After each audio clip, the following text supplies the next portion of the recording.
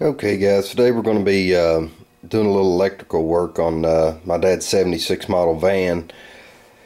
This was, I think I've told you before, this was a project. This was a project van, and got the van, there were no fuses left. So what I did, I just consulted the old Haynes manual here in the electrical section.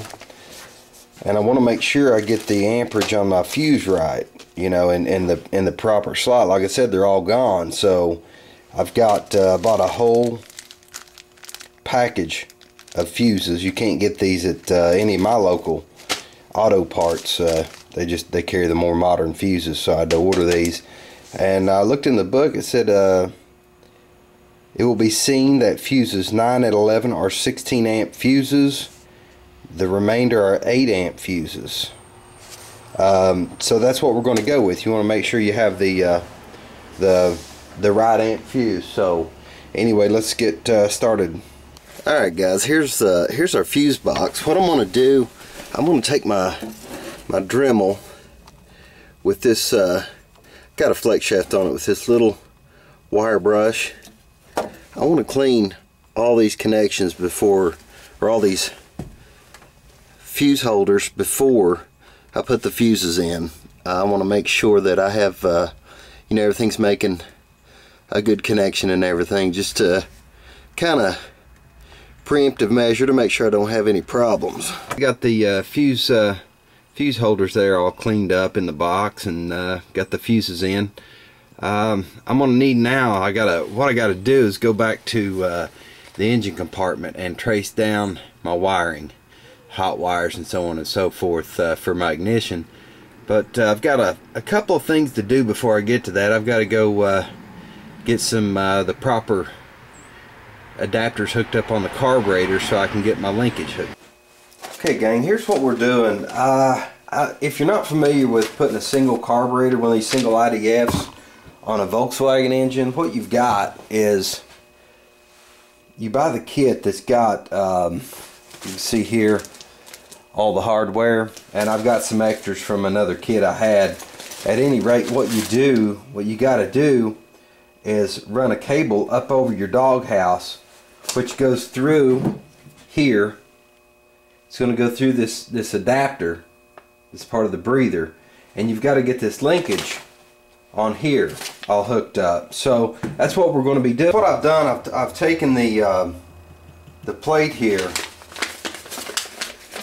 that the heim joint is going to hook to, this being the heim joint. It's got several positions you can put it in, and you could put it there if you wanted to, needed to, or whatever. But it looks to me like that may be stressing the cable just a little bit. We'll probably go with something down here, you know, in one of these holes, which aligns it a little bit better. But there's the heim joint. You've also got this. What you got to do is cut the end of your cable off as it comes through. They give you a long cable to come through here. This is going to screw into here. You've got plenty of adjustment on that. The cable's just going to go down in here. It's got a set screw, Allen set screw, that's going to hold the cable after you've got the length cut that you need. So that's the setup right there. That's what we're going to be working with. And what I got to do now, I've got to get this thing, get this mounted on the back on the engine, and you've got a little tab here that you want to keep your nut from backing off. You want to bend that up and kind of tap that around, which I'll do in just a second. But anyway, I'm going to get that taken care of, and then I'm going to get the carburetor on the engine. Maybe all I do tonight, I'm not sure. But yeah, I want to get this thing fired up. I've got, like I said there with when I was talking to you about the fuses, I've got a situation where they've gone in there and hacked on the wiring and made kind of a mess. But that's what you get into with a project, you know. You never know what you're going to get. But yeah, we'll go ahead and get this on the van, and we'll carry on. Okay, guys, I got the carb on it here. One thing I'm gonna have to move my module here, you can see that the plate that I put on there to attach the heim joint to, it is hitting this right here. So I'm just going to move this control box over just a little bit, maybe a half an inch or something, which is not a big deal, but it's just another step. So yeah, we're getting there with it. So anyway, I'm gonna cut it off here for tonight, and I'll talk with you guys a little later. Alright guys, I got a bit of a change of heart here on this piece. This is where my this is where it's hitting my control module for my ignition. I'm gonna take and cut that off right there and take it on the grinder and smooth the edges down. It's going to be easier to modify this piece than it will be to move that box, and I've moved that box a couple of times already, and I'm running out of room where I can move it, you know, and I'm restricted to the, you know, the length on my plug wires as to how far I can move that. So I'm just going to trim this up and see if we can fix our problem that way. Alright guys, I just got it off the grinder. It's, you know, it's not nothing fancy here, but I've still got my these are the holes where the heim joint bolts onto it, and I've still got all my adjustment holes. I'm gonna take it and see if it'll fit up alright. I've got to get my new clutch cable on this, and I've also got to get my new accelerator cable on it, so I got to get this pan off right here. After I get it off, we'll take a look and see what all's going on up in there and what I need to do. Alright guys, here's one of the things that I needed to know. I needed to know which style end was on this accelerator cable, and it's got the crook. There's a loop type end, you know, it's just a hook, and there's also this with a crook in it. And let's go on inside, and I'll show you why I needed to know that. This is the end I need. What they do when they make this cable up, this cable housing goes up and over your doghouse, okay? And they ran the cable through it, but put both style ends on. What I need to do is clip this end off. This is the older style, but I wanted to make sure that there was no fluke here. So what I need to do is cut this off, pull it out of the housing, and thread it up through the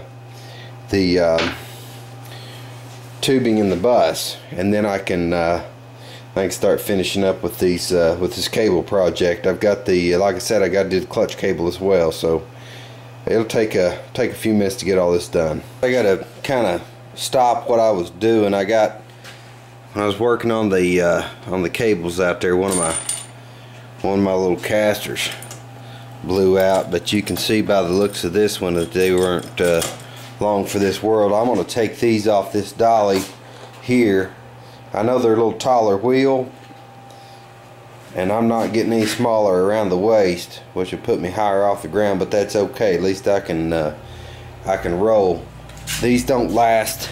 I don't care what kind of creeper you buy. I bought all kinds of them, and it seems like these wheels always do this. They don't. I guess it's that Chinese junk, but we'll work on this for a while and get back to the Volkswagening.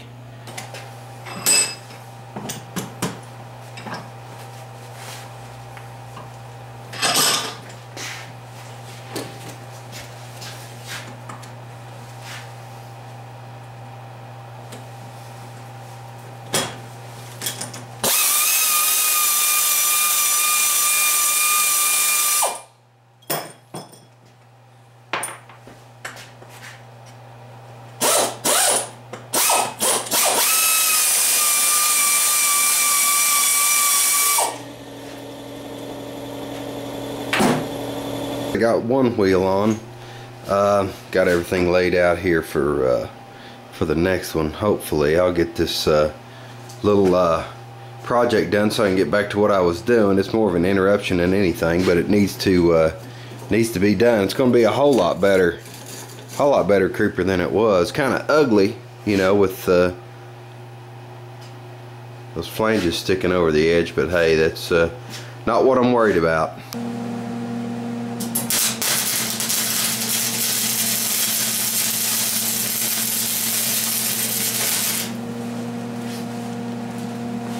Well guys, there it is. Probably the ugliest creeper you'll ever see, but it's gonna work. You can see I've got the cable housing here up and over the doghouse, and it's going down in behind it, well actually over top of the transmission, and underneath I've got to adjust the length of my stock cable and put this boot. This connects this cable housing to the old cable housing. The old one goes in the small end, then it's got an end made for the larger end here. So I'm gonna go ahead and I got to tighten this connection up right here. You can see it's just a nut on each side, and we'll start underneath. You can see that this is my original housing for the accelerator cable, and this is my new one here, and they've given me way too much on this. You can see I've got a big loop here. So what I'm going to do, I'm going to cut these cables and make my own splice using like fuel line. I've done that before. So I'm going to go ahead and get this cut to length, and then I'll splice it and we'll be ready to run our cable through it. Okay, here we go guys. I've got these two pieces. I've got this where I can pull a little back, but I want to make it to where we have got a little bit to play with there. What I'm going to do is join these with a piece of fuel line over the outsides of them. This one is a little larger. The factory on the outside of the cable housing is just a little bit larger than this one, but that's okay. As long as you get one to fit this, you can use hose clamps on the outsides, and then you have a smoother transition. I had probably 1.5 feet extra housing, and that'd be too much if I tried to coil it up under here. It'd be really hard for my cable to work smoothly, so I had to cut it off. But that's just the way it is when you work with these old Volkswagens or any custom project. You gotta use your imagination, I guess. There's our coupling. On this other end, I'm going to put a clamp. I'm out of them, so I got to get some more, but I'm going to clamp that end off too, then make a solid coupling for that. Let's go to the engine compartment and we'll check that out, how it all worked out. Alright guys, I'm gonna wrap it up for this evening. I've still got to get the Heim joint and our little adapter on here, but you can see we got plenty of cable to work with. So we'll pick it up in another video.